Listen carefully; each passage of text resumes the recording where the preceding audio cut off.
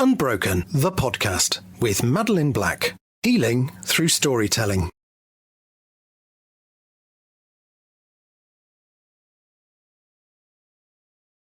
Hello and welcome to Unbroken the Podcast with me, Madeline Black, speaking to inspirational people that I have met along my own journey, people that have been through painful, traumatic times, but have now transformed that into something better, and they are making a difference for other people.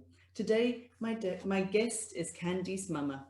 She is the author of Forgiveness Redefined, who started her work in forgiveness, reconciliation and trauma after her story of forgiving an apartheid assassin and her father's murderer, Eugene De Kock, made international news. Having been inundated with requests to show people how to forgive, she went on to become an award-winning international speaker whose story has been heard by the Dalai Lama. She's a 3 times published author, contributor to She by the UN, Peacebuilding for British Council, and her own book, Forgiveness Redefined. She's a multi-award winning speaker. She's an international podcaster, listeners on all 6 continents, a TEDx speaker. She's a mentor for 2 international organizations and executive board members on various international organizations and founding member of one. And she was chosen to lead the UN-backed initiative, Women Power in South Africa, making her the youngest member to hold the position. Candice is making her mark in the humanitarian field all before the age of 30. Welcome, Candice, to the show. How lovely to have you on. How are you? It is such a privilege to be speaking to you. Thank you so much for having me. You're welcome. So because my show is called Unbroken, the first question that I always ask everyone is, what does that word unbroken mean to you? Oh, I think it's such a beautiful word, right? Because I think in society, what we grow up believing is that aspects of ourselves are broken in some way, some shape or form. And I think when we're affected by a deep trauma of any kind, then we do believe we're broken. We think to ourselves, oh goodness, I'll never be loved, I'll never be accepted, I'll never be whatever you can add on there. But the truth is, none of us are really broken, right? And when we come to terms with that within ourselves, we realize that we were always unbroken. But sometimes it takes going through the trauma, healing through the trauma to really realize you're not broken. And so I really love the term unbroken. I think it's a beautiful platform that you've built. Thank you. And I love your definition. It's been brilliant hearing everybody's take on the word. So yours is lovely. So you were born in 1991 and you only had your dad for 9 months. Can you take us back to what, you don't remember anything of him, but all you grew up without him. So your dad was murdered by Eugene De Kock. Yes. So when I was 9 months old, my father was brutally murdered by Eugene De Kock. But I think, as you said, you know, when you're 9 months old, you're a baby. You don't have any tangible memories of your own. And so for me, I relied heavily on people's recollection of my father to piece him together. What kind of human being was he? Like, what did he look like? How did he laugh? What was his touch like? So I would piece these together based on my family's recollection. And I think I only started doing this when I got a little older, I think around 9, 10, when I realized that, oh, okay, there's something that I don't have that's not existing within my reality that exists within other people's reality, and that's a father. And so because my mom didn't have the full details of how my dad had died at the time, we really had to go off, you know, what the media was reporting, what people had said. And I remember it was, you know, growing up, there was nothing tangible that made any sense to me. I couldn't quite understand why my father was killed, but I did know he was killed. And I found out when I was around 9 years old who the killer was. And unfortunately, I found out in a very brutal way because my mom had bought a book. It was called Into the Heart of Darkness. Yeah, I saw you say this on your TEDx about him. Yeah. Yes, yes. And so when she bought this book, I was just fascinated as a child, right? Because piecing together all these little memories, and then all of a sudden there's a book that you know your father's in, and you know a picture of him is in. And it was going to add to my collection. I think I only had like 4 pictures of my dad, and one of them he was holding me. And so I thought, oh goodness, I'll have 5 pictures now, you know. And I was 9, I was very young, naive. And I remember the reactions I'd hear when people would open this book is what really started to like make me question and make me more curious. And so I eavesdropped one day and I found out what page it was on. And when I had my opportunity, I got this book and I ran 9, I'm excited. And I started paging through the book. But as I was paging, there was an energy. I just remember feeling I wasn't feeling good about it because all the pictures were really, they weren't for kids. They weren't for kids. And when I got to the page, it was my father's burnt body clutching a steering wheel. And I think that became the definitive moment. And I've seen the photo. It's really hard to look at, to think that that was a human body, that was a person. It's very powerful picture. And this man, Eugene De Kock, had a name, didn't he? What did they call him? Yes, they called him Prime Evil.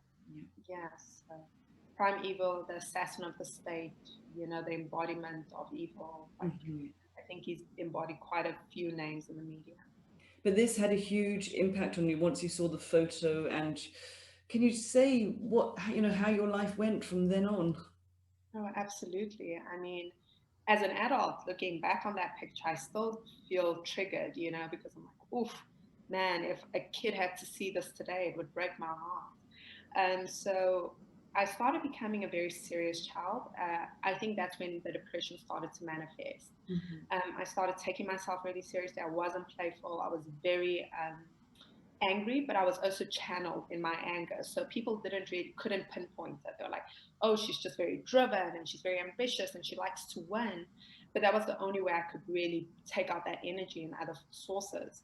But I think it was when I got to 16 that I realized, okay, I've got a problem here. And I was going to bed one night and I felt this huge pain in my heart, like the heart area. And I thought, oh my goodness, like I'm young, I'm like fit, I do everything right. And I thought, I'm having a heart attack. I'm definitely having a heart attack. So I rushed to my mom's room and I said, look, I think I'm having a heart attack. And my mom rushed me to the hospital. I stayed overnight for observation. And the following day, the doctor sat my mom and I down and he said, I have to be honest with you. In my over 20 years of experience, I've never seen stress symptoms so severe in someone your age. And he continued with the words, your body's killing you. And if you don't change something, you're going to die. And I recall at that something to hear, really, isn't it? I mean, 16, Madeleine, I think it's one of those things, right? At 16, I think you also have this ego, right? You have this invincibility. You feel like, I'll never die, dying is for the old and frail. And I think it drove it home because although I'd been suicidal, I'd never actually gotten to the point where I reckoned with death. I never thought like, oh, I'm actually going to die. And I think that's when the reality set in. And for me, I was very fortunate. My mom would buy a lot of books, psychology books, the mind power books, those kind of things. And so I had a bit of understanding about how the human body works and physiology and thinking. And for me, I think it was like about 2 weeks later where a thought crossed my mind. And that thought was, wow, Eugene killed your father and now you're going to let him kill you too. And that thought became the catalyst of change for my whole life. What a powerful insight to see that he's going to impact on your life as well if you're not careful. Absolutely, absolutely. And I think it's actually a blessing I had that realization and that trigger, because I actually don't think I'd be here with you today if that didn't occur for me. Because you were so filled with hate and resentment, weren't you? Absolutely. And I mean, from your own personal story, it's, with trauma, it's such an interesting thing to experience, right? Because when the trauma first impacts you, you're still dealing with a shock, you're going through it, you're processing it. But what people don't seem to understand is every time you think about it and you give it that emotional power, you have palpitations, you're angry, you're sweating, you're feeling all these emotions. What ends up happening is like you're being re-traumatized consistently, right? Because then it doesn't become that one trauma that occurred. Every time you think about it in that heightened state, it happens again and again and again. And so that's how trauma can actually kill us, and that's how trauma ends up coloring our whole existence when we don't let it go and release it. So Eugene De Kock was sent to prison, wasn't he? He had sentenced for years. And how many charges were against him? I mean, he was sentenced to 212 years in prison on 89 charges of murder. So, yeah, I mean, my family wasn't the only family impacted. And I think for me, that became something that I was very conscious of, even when I went to go and eventually sit down with him and meet him. Yeah, so tell us about how that came around. Your mum was sent a letter asking if you would like to meet him in prison. Yes, yes. So, I mean, I was 24 at the time. It was 5 years ago. And I remember I just walked in. It was just another day, and I'd come from the gym. And my mom screams from the top of the stairs, and she's like, "Oh, I just got a call from the National Prosecuting Authorities." And as she walked down, I'm thinking, "Oh, I wonder what it could be about." Nothing in my reality thought that this would lead to me meeting Eugene. And she said, "No, they want to know if we'd like to meet Eugene De Kock." And I thought, oh my And had goodness. this come from the prison idea, or was this his idea? So it was a victim perpetrator dialogue that the National Prosecuting Authority were We holding. call it like restorative justice. Yes. And so it had been running, I think, for a few years, for about 4 years. And apparently they just couldn't find my family. So we were, one of the last families that were contacted. And I said yes immediately, which I even shocked myself. I was like, what? But I said Where yes. did that voice come from? I'm like, oh, is that me? But I think for me, I understood immediately that if I didn't do it, it would be something I'd regret for the rest of my life. That I knew for sure. I mean, even though you said yes straight away, it still couldn't have been an easy idea to sit with the man who emptied his gun into your father and then burnt him. Absolutely. Absolutely. And especially because I think at that time we didn't actually even know the depth of it, right? We understood that my father was in some way burned alive, but we had no clue what led to those sequence of events. We didn't know what happened, how it happened. My father was someone who was always known for being very like quick-witted, and he had a very sharp mind. And so it was very shocking to those around him that how could he have been led into this thing, because he wasn't very trusting, having obviously been in the regime for so long. And so for him to have been caught in this trap, as they called it, it was shocking. So I never ever got that, comfort from how did this happen. And I think, yes, when we went to go meet Eugene, that was like when it all really started to click into place. And there was a few of you that went along from your family, wasn't there? Absolutely, yes. It was my grandfather, my older brother, my younger brother, who's from my stepdad, my mom, and myself. And I mean, it was something that really did cause a lot of conversations in my family. I was the only one who said yes, and my mom was like, "I'll go if someone goes," and so I said yes. So she was definitely Some coming. people were against the idea of going to visit him. Yeah, like my older brother was like, it's in the past. Why should we rehash old wounds? And I understood where he was coming from. I mean, my brother was 4 when my dad passed on. And so he had a bit more tangible experiences with him, right? He has some sort of recollection of memories and touch and smell. And also he's male. So I think men or young boys tend to process that kind of wounding a little differently to young women. And so for me, my brother's response was completely justified. I was just shocked on the day when he was like, "Okay, I'm coming." So it was very last minute, and we told my grandfather like the day before, and he was like, "Yeah, I'm gonna come." He just didn't care. He was like, "I'm coming. I'm not coming, whatever." And so he came along, and so all of us were driven to Kosimampura prison, which is pretty much an hour drive from where we were at the time, and that was where Eugene De Kock was being held. So the National Prosecuting Authorities took us there. So how did the meeting go?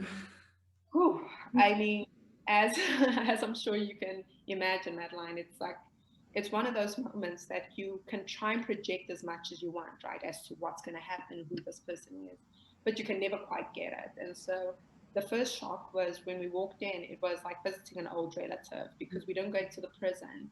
We went into where the guards had their meals. Yes, you And said so, it didn't look at all what you thought the prison should look like. absolutely, and it kind of gave you an eerie feeling, only because you understood what was about to happen, in contrast to this very warm and comfortable and cozy environment. And so yes, we got in and we were given tea and biscuits, and so it was very much, I don't think my brain was comprehending what was happening at the time. And because my family, we're not a family that speaks about emotions. So we were very lighthearted about it. I think inside we were all You had this massive trauma in your family and you don't speak about emotions. no, absolutely, That yeah, must have led to how you were feeling as well when you were younger.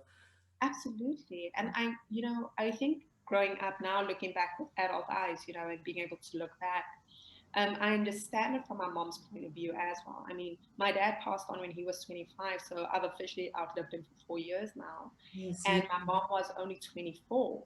And so she was left with this like 9-month-old baby and like a 4-year-old son with no other income, with no way of knowing what's next, what's going to come tomorrow.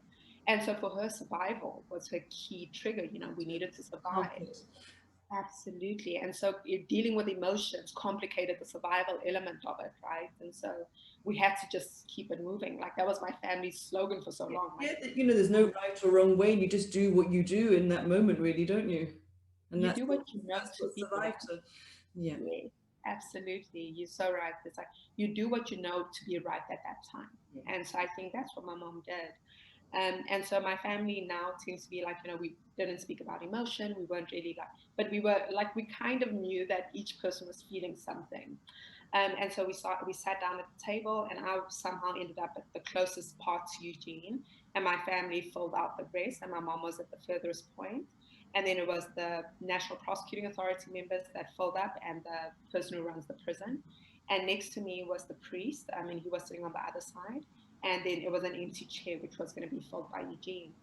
And so as we were speaking, I was still speaking to my younger brother who was next to me.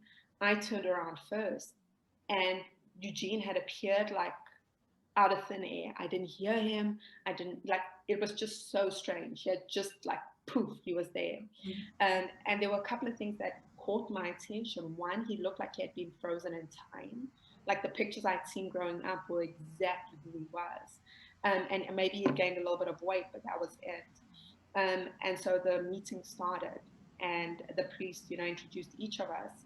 And he started with my mom. And with each person, you know, Eugene would lean forward and say, "Pleasure to meet you," and we'd lean back. And so, you know, that's Candice, daughter of the deceased man of Masilo Mama, and he'd be like, "Pleasure to meet you," and lean back. And so when the encounter started, my mom asked, "What happened to my husband?" And I think that's when we started getting the details. And so Eugene pretty much Up told until that moment, you still didn't really have the full picture.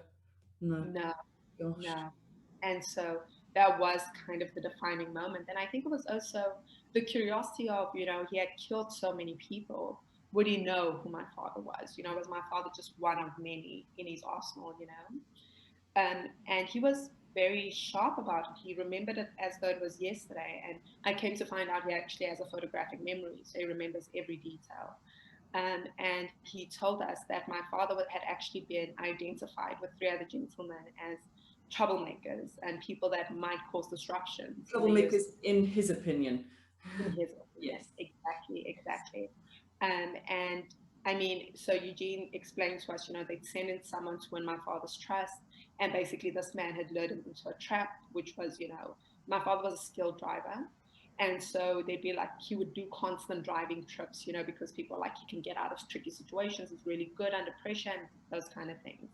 And so he was just saying things like, oh, just go into Nelspruit, a town that was maybe an hour and a half away from where he lived, and you'll be back in no time. You just need to drop off these men. And my father thought nothing of it. He drove in, and as he was approaching the Nelspruit Bridge, Eugene De Kock and his team had actually situated themselves on either side of the bridge. And as my father came by, they started firing at the car. And when Eugene noticed that my father's car wasn't coming to a stop, he ran down the bridge and he emptied out his magazine cartridge on my father. When he saw signs of life in the car, he doused them all in fuel and he set them alight. And so that was the first time I really... I guess you're used to telling the story, but it's, even though I know it, it's still so shocking to hear. Yeah. And I mean, you know, I think there's so many factors that play into that, right? Like as I get older, I feel it even more in some ways because I start understanding that how my 29 looks now is nothing like what my father's would have looked like or what his 25 looked like.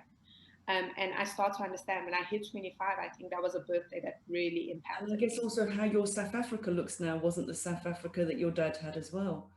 Absolutely, absolutely. And I look at my life and I look at the privileges I've, you know, experienced and the life I managed to lead that wasn't afforded to him. So I think that, like when I heard Eugene retelling the story, it really hit home, you know, all these points, not just about my family's history, but really about the collective history of our people and what South Africa had actually been through in a very real, tangible way that happened to impact me too.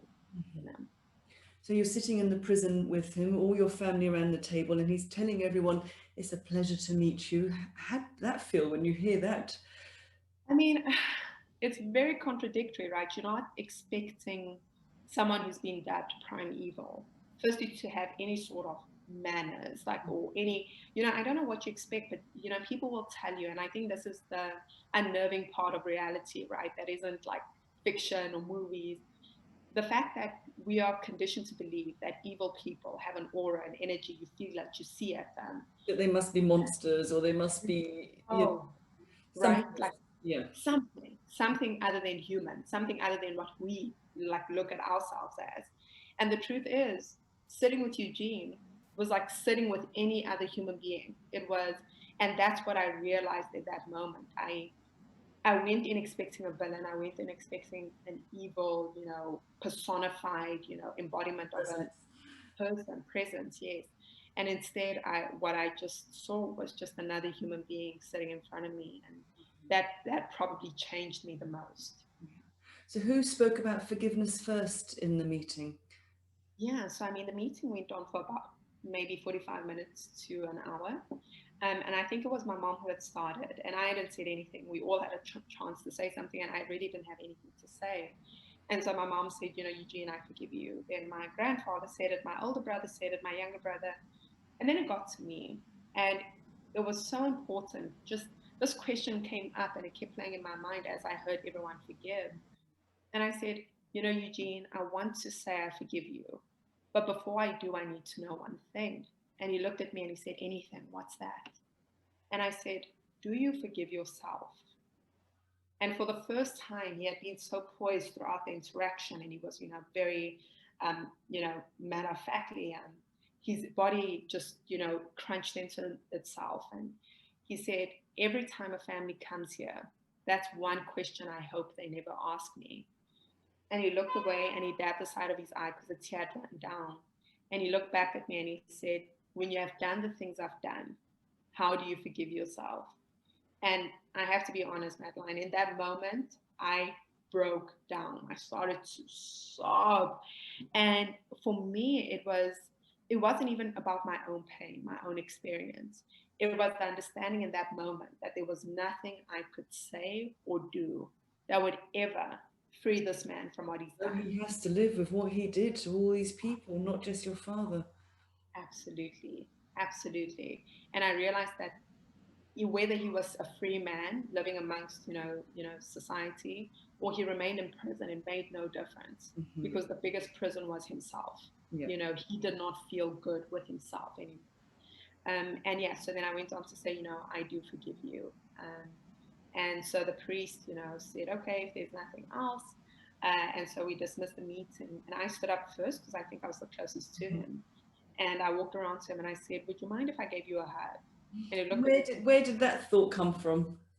I just really wanted to just embrace him, because I just thought, Eugene's situation is a complex one. It's a complicated one. And we hate to, in history, it's so much better to have clear villains. Yes. But the truth is, I mean, he was raised in situations whereby if I stood in his shoes, I cannot honestly sit here with you today and say I would have turned out any different. He was conditioned by his circumstances.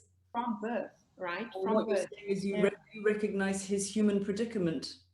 Absolutely. And I realized that I had no moral high ground to stand on, because if I had been indoctrinated, not just by my family and my father and my immediate surroundings, but by my country, by my government, and then I got decorated, because what people tend to leave out in the Eugene story is he was a decorated soldier of the regime. He was given presidential medals. He was awarded. I mean, this man was not a rogue agent who was operating. He was encouraged. He was rewarded, right? And the people who rewarded him got the Nobel Peace Prize, whereas he got prison. And so when you look at all these small nuances in the whole scheme, you realize that, yes, I'm not condoning, I'm not, trying to redeem what he's done, but I look at it as soldiers of war. right? When you look at soldiers of war, no one is looking at the American soldiers who go back home and say, you know, this is what you did to these Iraq. It's like you were in war. You did what you had to do within that context. And what I started to understand very clearly was Eugene felt as though he was in a war, and he was conditioned to believe so. And so for him, the biggest punishment for him, or what he has to live with, is understanding that everything he had fought for, everything he could justify his actions according to, no longer existed. And I think that would crush any human being. And so, yeah, so for me, it was just that understanding before I went up to him and just wanted to give him a hug. So you did hug him? I did. So he stood up, and he embraced me. He was very, like, you know, he was very hesitant, but he finally held me really tightly and he said, I'm so sorry for what I've done to you. And your father would have been so proud of the woman you've become. And I've heard that many times, but it gets me even when I hear you say that. And did his apology make a difference? Would you have been able to forgive him without the apology? You know, I went in there understanding a few things about myself, about my journey, and about my life. And I am so grateful I did, because I understood that me forgiving Eugene had nothing to do with Eugene. Yeah. It had to do with me. And if I kept on allowing myself to be governed by this emotion that I held so strongly towards him, which was hatred and anger and rage, I was the one being punished. I was the one who was living, you know, a terrible life. I was the one getting palpitations, getting sick, you know, living a life that was just so depressed and mean-spirited. Because the thing is, when you're wounded and you're in pain, somehow you want people around you to experience that pain. And so I had to forgive Eugene even before we sat down. For me, what I look at Eugene's experience as is him having, you know, said, I'm sorry, and me having forgiven him to his face. For me, that's what reconciliation looks like. I chose to reconcile with Eugene, but I'd chosen to forgive him prior to of the apology. Yeah. Absolutely. And you talk about, you know, there were 2 people in prison, but you let yourself free out of your own prison. Absolutely. And you also went on to support him in other ways after you met him, didn't you? I did. And so what had transpired is, before we had met Eugene, before my family had come in, he actually had no possibility of parole. And it was stated very clearly by the Minister of Defense and Security that this man is not getting parole, because he had applied, I think, a year or so before we had met him. And so what ended up happening subsequently was I had posted a Facebook status, and this status kind of just went viral, and people wanted to know, how could you forgive this man? Like, he's evil.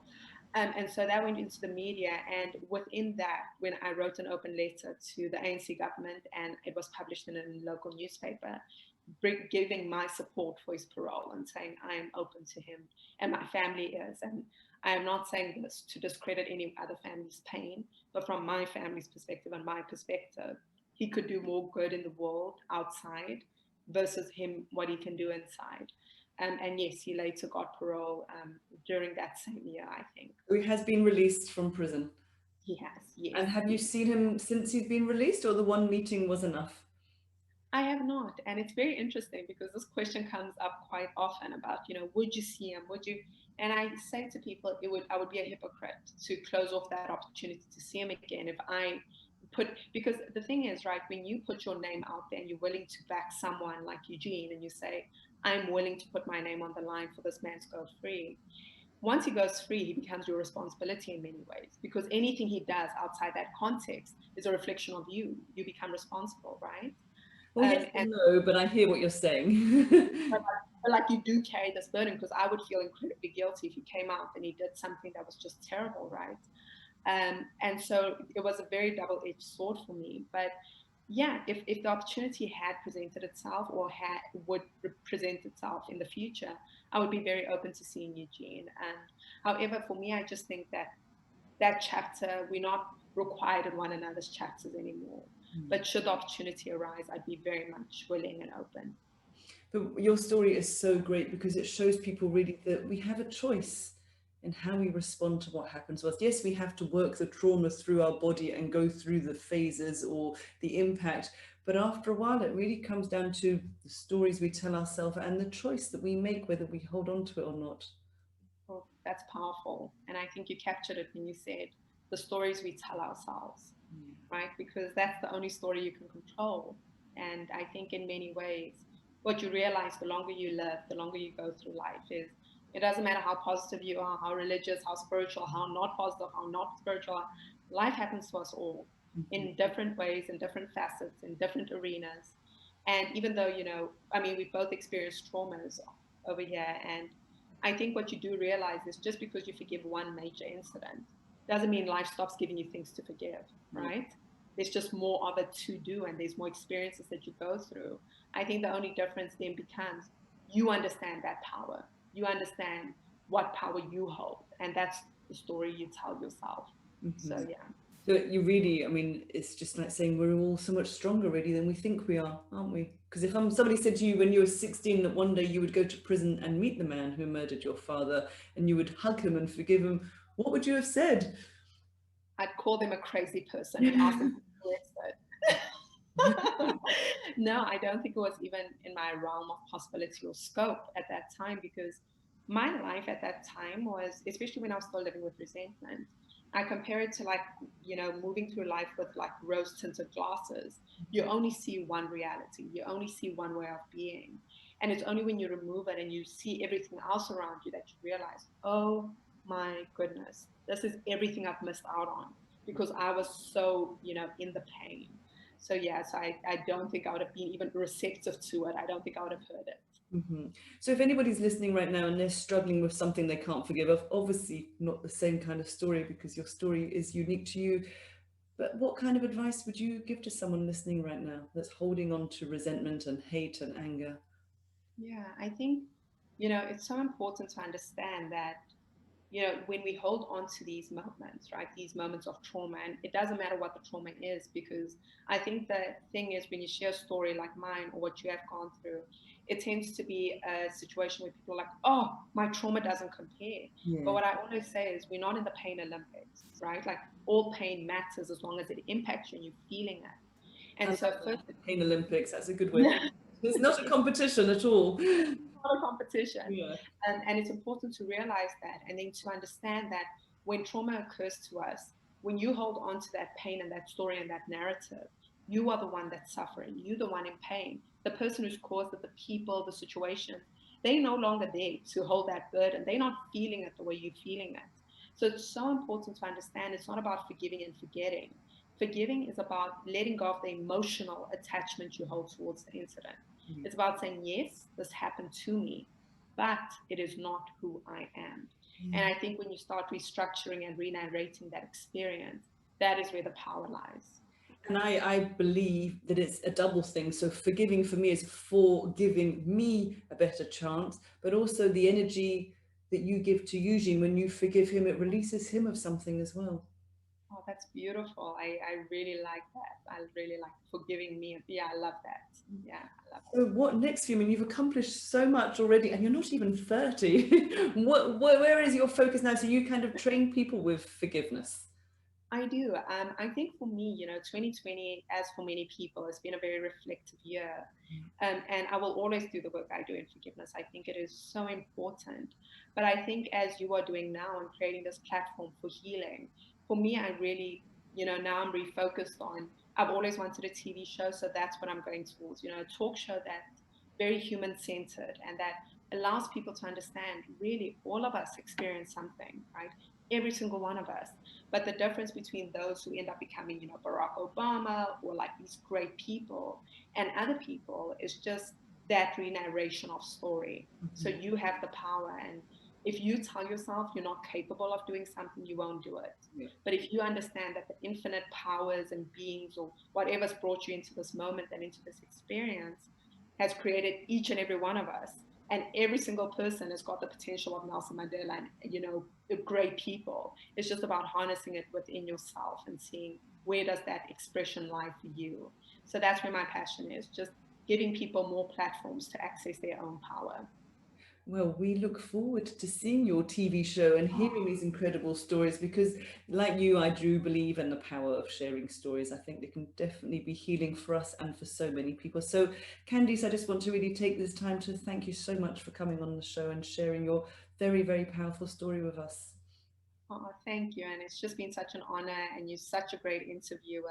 And I look forward to your platform growing and reaching more people. So thank you for having me. Pleasure.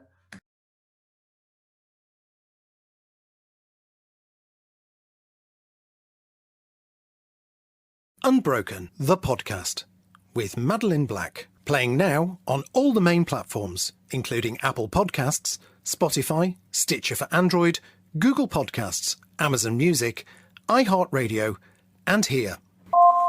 Play Unbroken the Podcast with Madeline Black.